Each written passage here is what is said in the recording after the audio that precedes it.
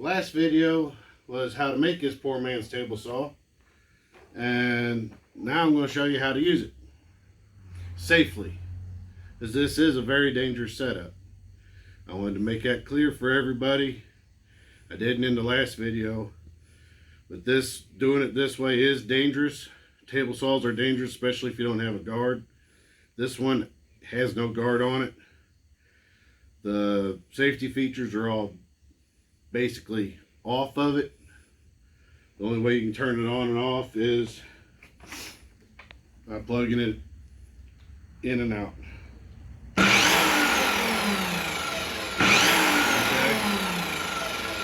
Okay.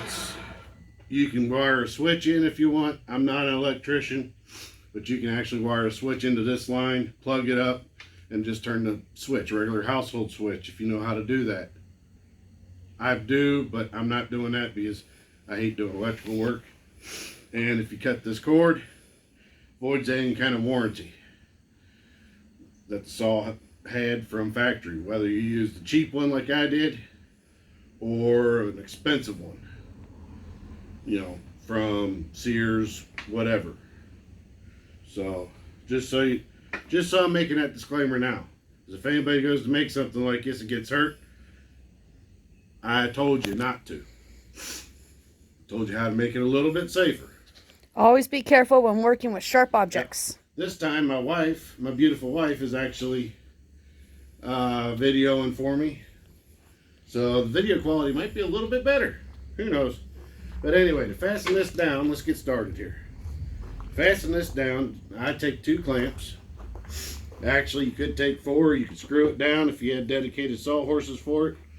You take 2 clamps, just like so, to a set of sawhorses. These sawhorses are about 25, 30 years old. They were my grandfather's. They're wobbly, but they work. All right, so got that clamped. You can actually pick the whole thing up now and move it if you needed to. All right, here's my guide, my fence. It's a pretty straight piece of plywood. It's not the best, but it works.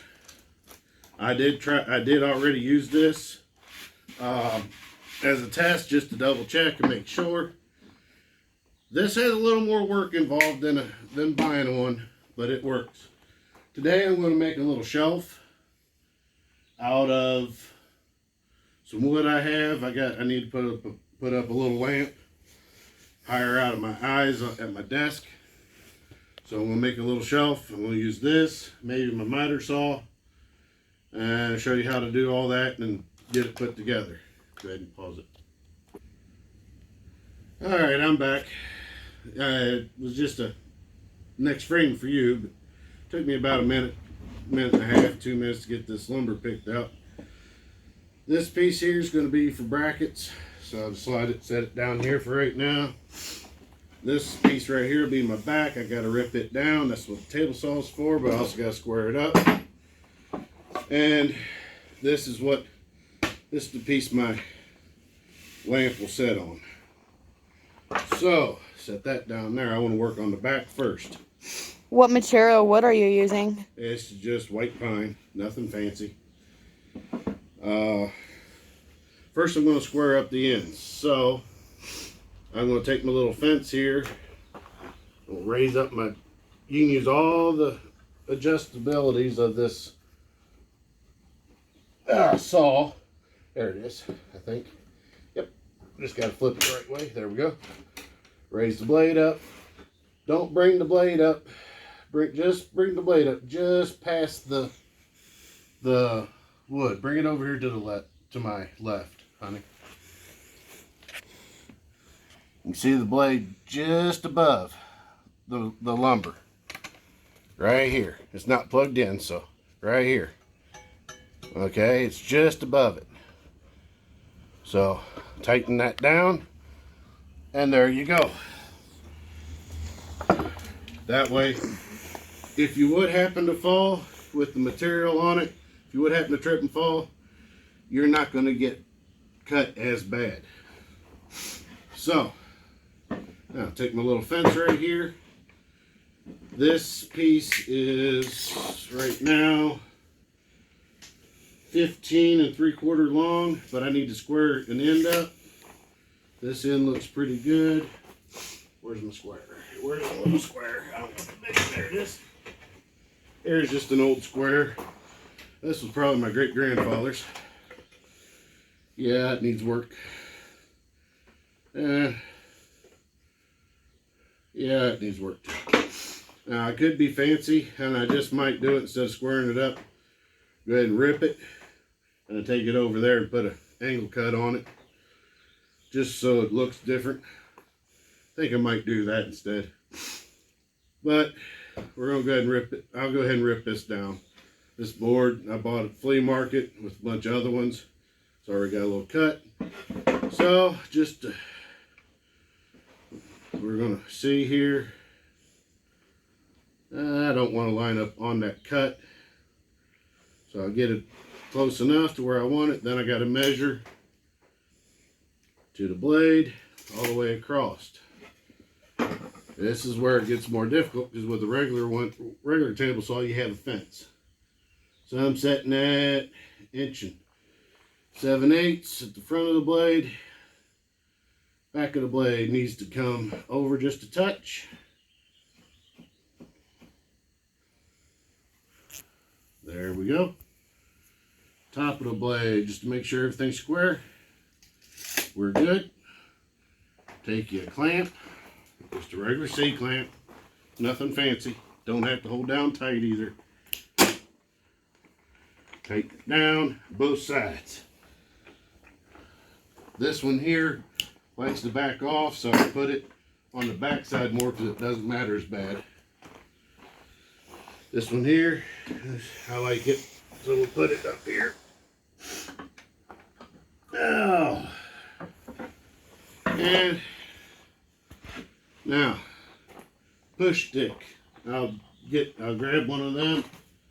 I'll need that, because this is a little narrow. Okay, let's see here.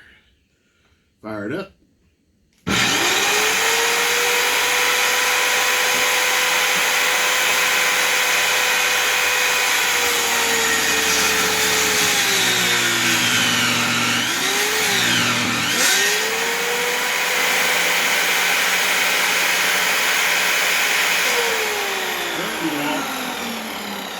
Oops, something's off.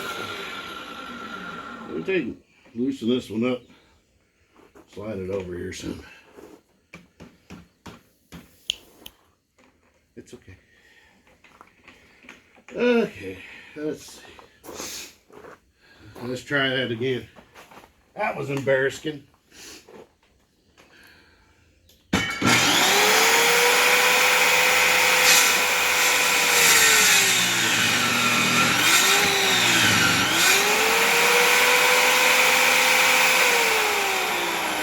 This isn't working right.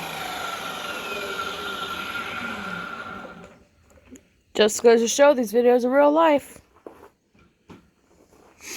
There, let's go with that. That time I moved it. Okay, try this again. Now, does it matter what way you have the saw? Does it cut either way, or does it only cut one way? You have to have it on there a certain way, and you have to cut against the way the blade turns, just like you would with a regular circular saw when you're cutting. Otherwise, it'll grab the wood and sling it. Good to know. I've done that too.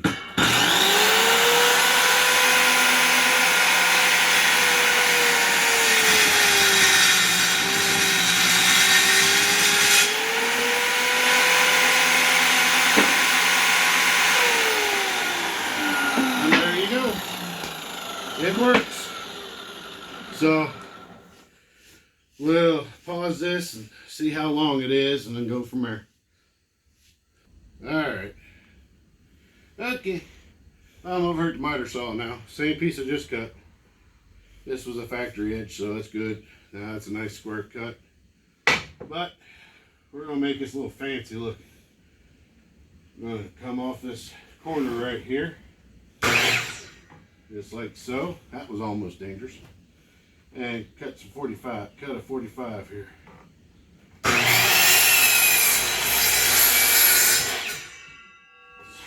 Do this other side here real quick. Oh, gotta flip it over. Make it right. There we go. Oh.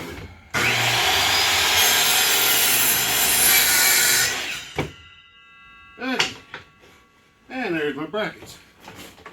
So there's that. Now let's work on this other side. The top. Real quick. Oh, yeah. Let's see, how's it gonna? It's a little discombobulated on the Didn't you side. put the piece of wood you were going to use down there? Huh? No, this is gonna be my little 45s. My little angles here. Alright, I'm gonna cut this board down. I'll do it off camera. But that's gonna basically set on there like so. And then these will set like this. Help keep it square. These should be the same size, roughly. And then I'll screw from the back side into here. Screw back here. And one more right here. Once I do, I'll do a lot of this off camera real quick. But I'll put screws in the back here, coming up the sides, and back here to screw all this together. And I'm going to do that off camera because of time. So, see you in just a second. Alright, I'm back. As you can see, I did a little work on the side, off camera, like I said I was going to. This is crude. It took me a total of, with looking for stuff, it took me a total of 25-30 minutes to make this little shelf right here. Now it's not stained, it's not sanded, it's crude at the moment,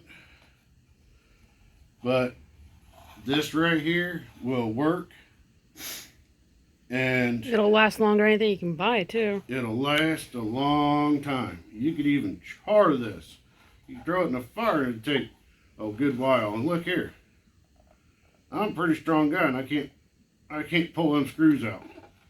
Screws I used, I ended up finding out here that I have in the garage that's long enough or short enough, are these outdoor Torx head or star bit headed outdoor decking screws, but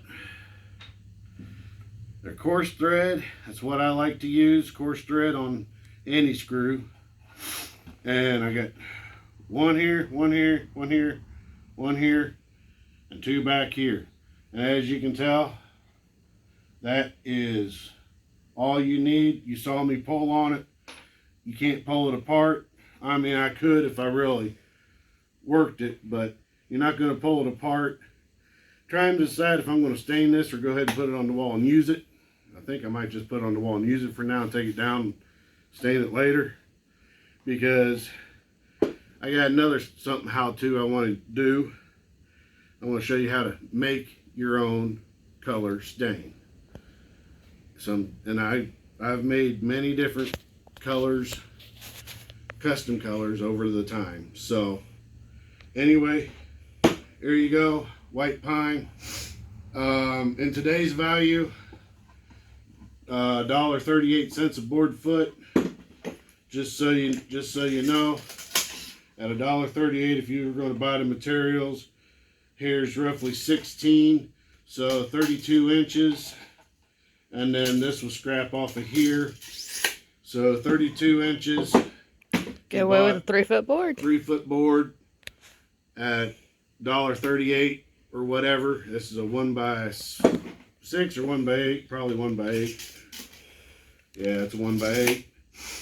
So you're looking at, $5. $4.14 to be exact. We'll just call it $5 with the cost of the screws and a little bit of your time. You're looking at $5. You go to a store somewhere to buy this, something like this. That's $20 It's minimum. going to be a $20, $30 bill. So save yourself some money. Start doing things yourself. I'm signing off. Catch you on the next one. Bye.